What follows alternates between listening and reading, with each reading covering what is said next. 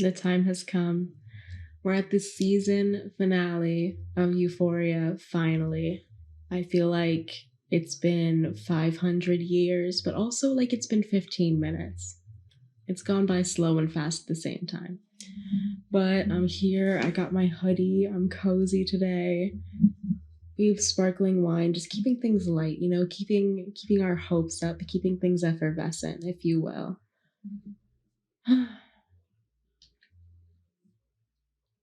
So last episode, Lexi's play was iconic. It was a really beautiful homage to her friendship with Rue. We got like a lot of insight into the relationship between Fez and Lexi. So just like that, the way that relationship is growing is very cute. Nate stormed out of the play and then brushed off Cassie when she tried to follow. So I'm nervous to see what Cassie is going to do next, because Lord knows that she's going to want to like start sticking blame places, because she's about to just get emotionally violent. Where Maddie gets physically violent, Cassie gets emotionally violent, and I'm worried. But without further ado, let's get into it.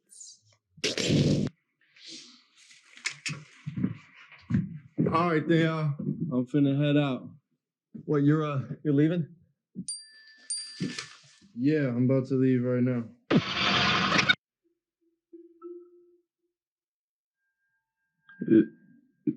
Is everything good? Already, tensions are high. Anxiety is peaking, because there's some shady shit going on in Fez's house, and I don't know what Faye's boyfriend is up to. No, I can never remember his name. Like what, man? Everything. The fucking cops found Mouse's body.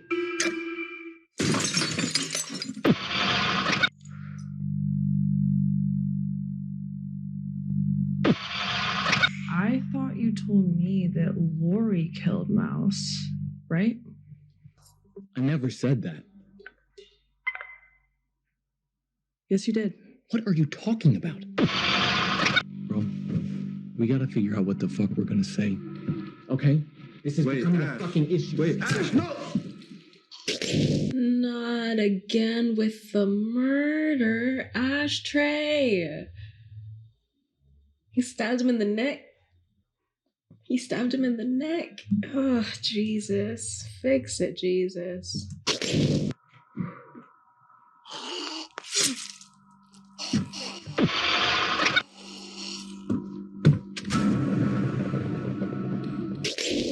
So this explains why Fezco did not make it to Lexi's play. His hands are quite full. Do you ever think about the future? Yeah, all the time. Really? Yeah. Like you have a plan? I mean, I don't got like a plan, but I be thinking about living on a farm, you know? This might sound kind of crazy, but my plan is to have like 3 kids at 30, like each one a year and a half apart. So from 30 to 58, I can focus on, being a good mom and raising my kids, et cetera, and then drop the last one off at college at 58, which will give me like 32 years to focus on me and live my life and take my time with writing. I mean, you really got this shit all figured out, huh? So they had a lot more phone time than I originally thought, because last time we saw them like discussing her play. But now it's just like them getting into like their futures, what they want to do, who they want to be, how they want to grow up. It's very sweet to see. It's refreshing. It's refreshing in this terrifying show. Which is really interesting.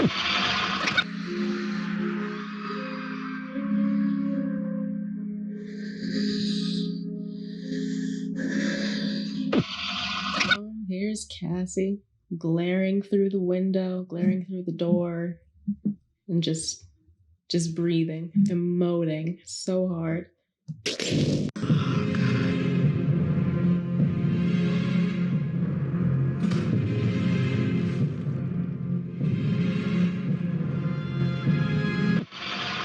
drama of Cassie just strutting down the aisle of this audience. What is she going to do? Lex, you really outdid yourself. I mean, where did she find these knockoffs? Oh shit. She's up here unpacking all of her trauma. I had no idea how hard your life was, Lexi. Can we give a round of applause for how hard Lexi's life is? Cassie doing the maximum, the absolute maximum. I'm not the one putting on a play to humiliate and embarrass you. Oh, really? Then what is this? What actor are we in? Don't question it. That's the brilliance of Lexi Howe. I'm the one who takes risks. I'm the one who falls in love. I'm the one who gets hurt, not you, Lexi. Well, if that makes me a villain, then so fucking be it. I can play the fucking villain. Yeah, do it! How does her voice carry like that? She ain't got no microphone. That's my question. She's putting on a whole production, the Cassie show. I have no words. Wait, Hallie steals Marta's boyfriend? I don't know how many times I have to say this, they were not fucking together. Yeah, not only that, but she was fucking him the entire time Marta was talking about getting back together with him. Why? Because Hallie's a two-faced cunt. Language missing! Okay, you know what? You're just fucking embarrassing yourself. I'm not going home, the play's not over. True theater just occurred on our screen. Of course, Cassie felt the need to flounce her way up on stage and say her piece about how she lives. Like, just get over yourself, follow your boyfriend, and leave. Jesus. This bitch needs to be put down. Maddie, no! Maddie, no!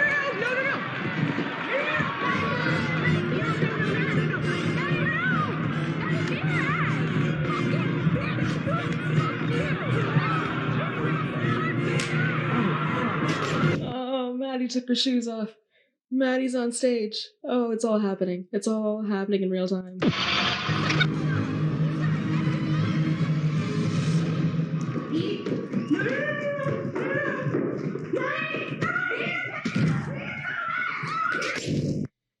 The way I'm blanking on her name, but the chick who's just always vaping in the background, me too, is just egging Maddie on. I can't lie. That would be me. Like, I'm pissed at Cassie. Like, Cassie has a lot of nerve. Kat's a bigger person than I am, trying to hold Maddie back. That's all I had to say.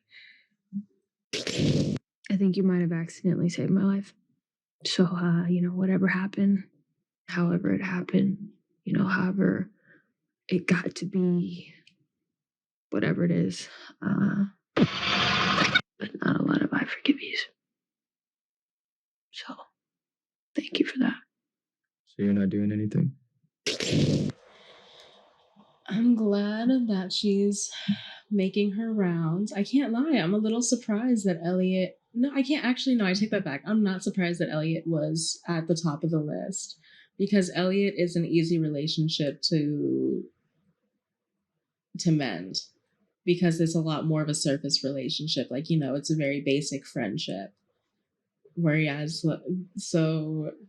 It's like an easy win after everything that's been going on, if that makes sense. Like, Ollie was like a huge, that was, there were a lot of higher stakes, and here, the stakes were lower, but the payoff still feels really good. So, I'm proud of her.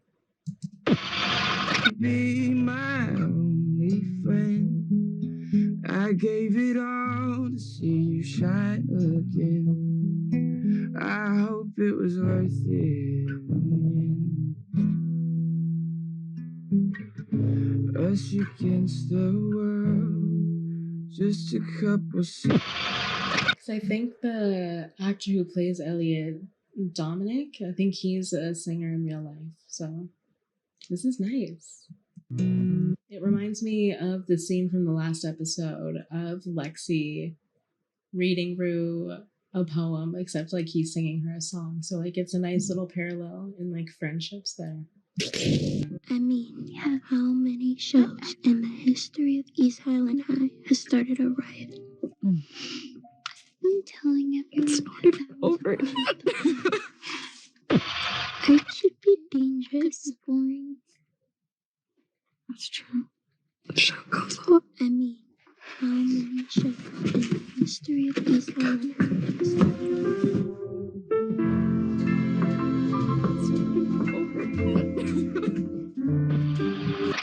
It was nice to see like the revision of having a musical number in the finale, because last time we got to see Zendaya perform All For Us with Labyrinth, and now this time we got Dominic Fike performing unknown title.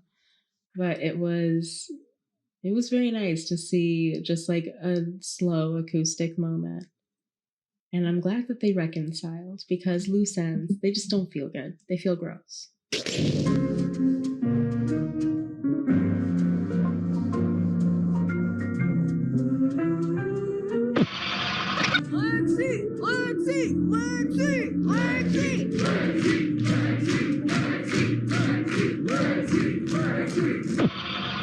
And that's what we call a friend, ladies and gentlemen. Just a casual, a casual hype up. Like, let's get it going. Let's get the mood back. Hallie, dust yourself off and get back on that pony.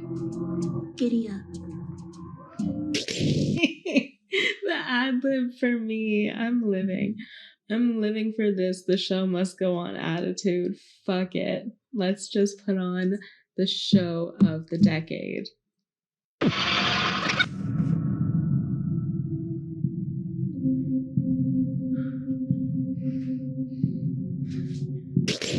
Back to this stressful situation. Ashtray, why? Check it out, man. The cops are gonna kick down the door any second, bro. Even if they know that you did this, bro, I'm still gonna go down wrong. It's all on me, bro. You hear me? They gonna come in here. They gonna find me with the knife in my hand. Telling me I have nothing to do with this shit.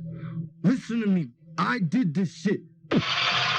Oh, I'm gonna cry. I need a minute. Oh, Fez is giving me emotion, giving me intensity. I don't want to cry.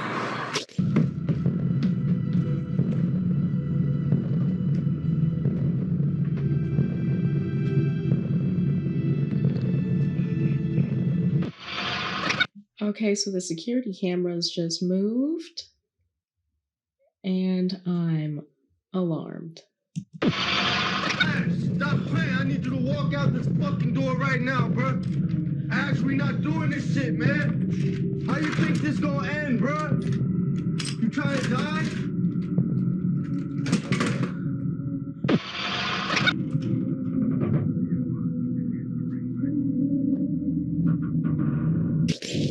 I hear a walkie-talkie on the other side of the door. Oh, Lord. Oh, Jesus.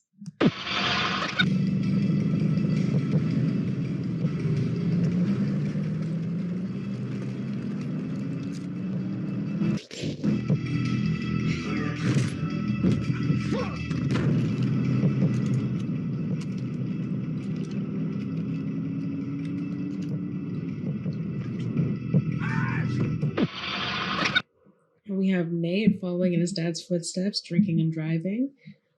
And he also has a gun. Why?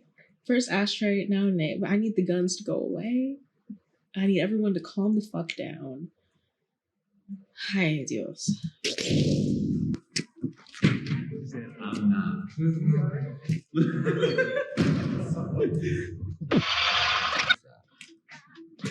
Man, give me a hug there.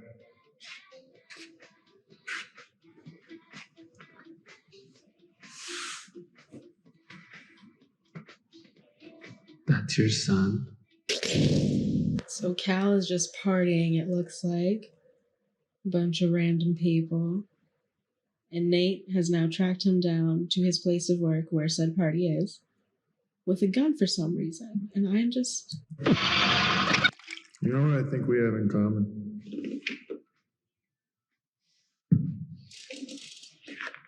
We both get off on hurting other people.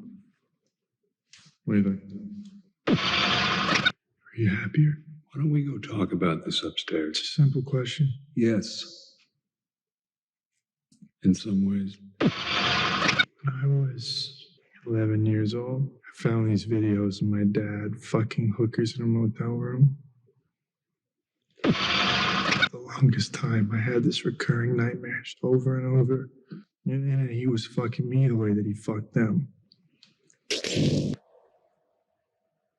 See, that's the impression I got from that, just from like his recurring like physical discomfort with his father, that he had like something in him that made him think that his father would victimize him the way that he victimized other people. So he felt the need to be so much of an aggressor that no one could like make him a victim. But yeah, I don't know where. I mean, as a child seeing that kind of video, especially of your father, who knows what it does to you psychologically. So the nightmares probably do make sense.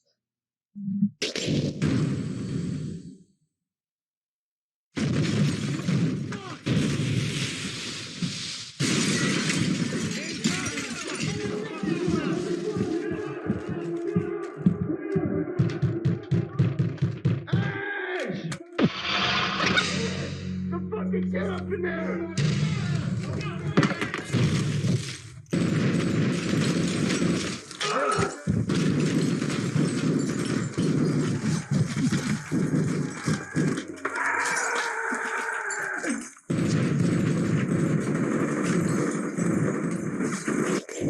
Ash is in a gunfight with the police. Fez got a stray bullet. I'm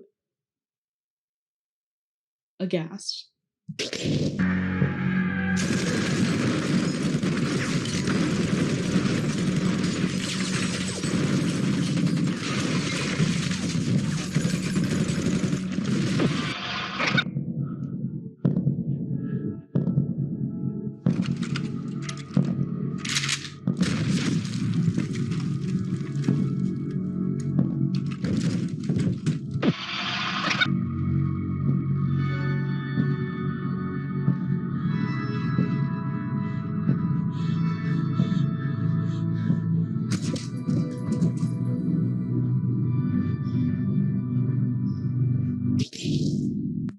Oh, fuck, Ashtray.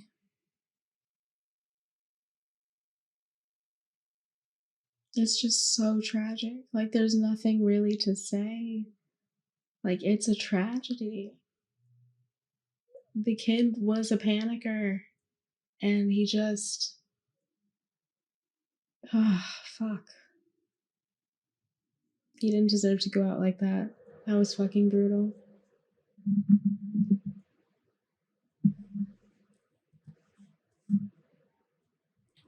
I think I'm going to take a couple minute break before we get back into Rue's father's funeral. Just let me cry a second. Okay, I think that's enough deep breathing. Let's jump back into it. It felt like a movie. And this is it. This is the part where the character never recovers. The part where life takes them down. This is the scene that scars her forever.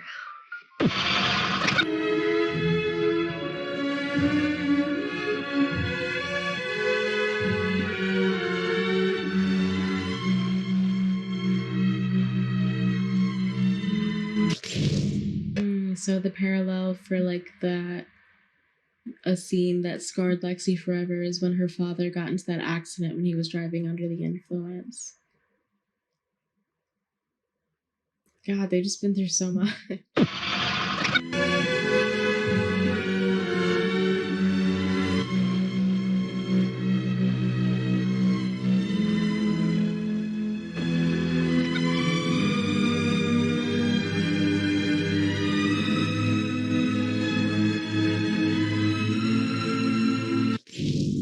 So then Lexi's parallel trauma to seeing her father in the hospital is her then seeing Rue in the hospital after she overdoses. Interesting. That's really interesting.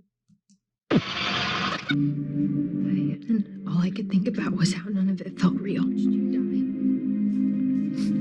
I could think about was how none of it felt real. The lights, the heavy boots of the EMTs, and their respectful, quiet voices. I remember a couple of days before you had slipped him on 3. You told me it was so quiet. If I ever wanted to be with you, all I would have to do is close my eyes. I was numb.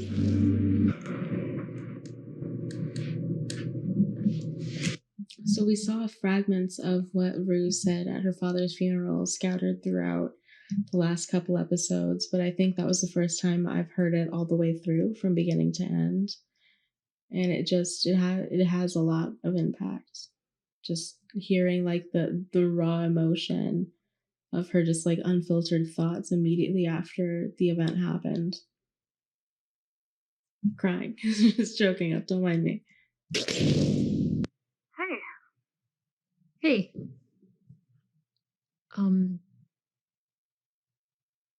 I just wanted to tell you that I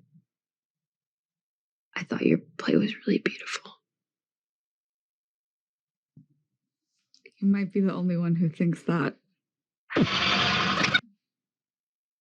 Cool. Can I maybe like come over? Yeah. Totally. Okay, cool. I'll see you later then. Okay. Okay, bye.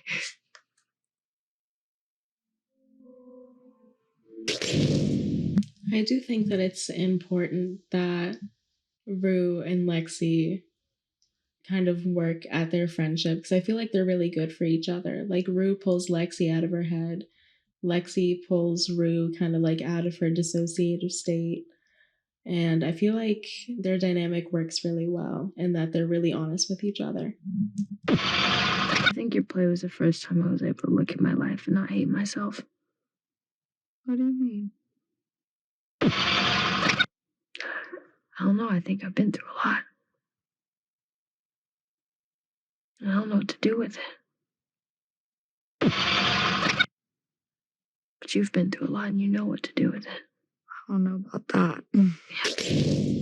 And that's a really kind of scary, helpless feeling of just like having all of these emotions, all these experiences, but then just feeling frozen in the present time, which is definitely something I can relate to when I have like depressive episodes. So just that feeling of being stagnant while everyone else is moving can be very overwhelming. My dad died, everybody would tell me that he died for a reason. But I think what they're actually saying is that you gotta give it a reason. And I think that's a really important realization for Rue to come to. Not there's an inherent reason, but you have to find meaning. You have to give meaning to your life events. Otherwise, they'll just like crush you. They'll just weigh you down. And sometimes they still will anyway, but I mean, we have to try, I guess. Lexi, I promise you it's not all his fault. I don't know for certain, but I'm pretty sure he wakes up every day and he thinks I'm gonna be better for her. Because Rue understands what it's like to be an addict, and it's not as black and white as people want to believe it is. Like you can still have that regret without changing your actions. You can still long for your family while you're in the throes of addiction. So they're not mutually independent. They can exist at the same time. Miss you.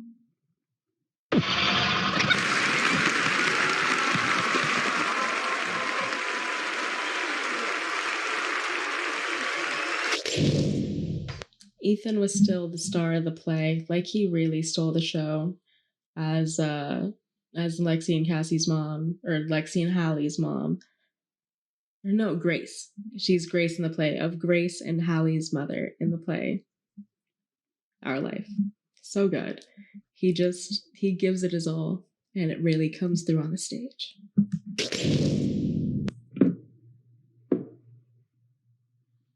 You know what's funny? Nate broke up with me before I even went on that stage. Don't worry. This is just the beginning. Cassie looks rough. Like, Maddie has a little scrape on her foot, but Cassie looks tore up. Like, oh, Lord. She looks like she got in a fight with a stray cat and lost. I know you're probably still really angry at me, but I just wanted to tell you that I love you. And I miss you. Jules was my first love. I'd like to remember it that way. I don't know if that's actually true, though. I think I was high for too much of it. The thought of maybe being a good person is what keeps me trying to be a good person. Ooh. They really brought the emotion with this season finale. I do think that it's for the best that Rue wants to let go of her relationship with Jules, because I feel like the entirety of that relationship was her high, or her replacing getting high with Jules entirely, whether that was with Jules's attention, with worrying about Jules's life, etc. That's all that season 1 really was. And now in season 2 was mostly her lying to Jules. So I think them parting makes sense. I'm confused about Cassie's feelings towards Nate. Like, I don't know where her head is at, but I don't think I've known where her head was at this entire season, so that's nothing new. Fez is in custody. Ash is presumably dead after his shootout with the feds. Like, Jesus. A lot to unpack. Nate's dad getting arrested, finally. Something positive to report. But yeah, all in all, just like a very, very heavy episode. We ended on a very heavy note. Lots of, like, we're back in Rue's head. So, like, as we wrapped up the episode. So her reflecting on her conversations with Ali, on her sobriety. It's good to hear that she stayed sober through the rest of the school year. That is a huge accomplishment, whether she did it for herself or for others or for whatever path of least resistance, she still did it. And that's fantastic. So now the series has come to an end. Thank you for joining me on my journey of watching Euphoria season 2. And I can't wait until I start another show. Stay tuned.